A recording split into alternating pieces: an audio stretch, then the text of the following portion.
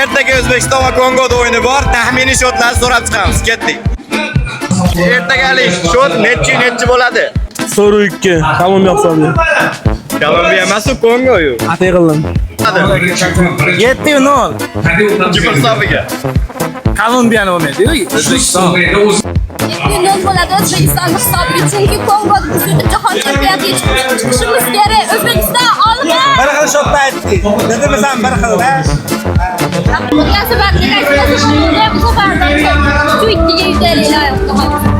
O'zbekiston o'yinimi? Ha, Tojikiston. O'zbekiston yutadi, kamida 3-0 yo 4-0 bo'ladi. O'zbekiston 5-1 ga yutadi. O'zbekiston yutadi 3-1 ga. 3-2 bo'lsa kerak. 4-1. Berganda.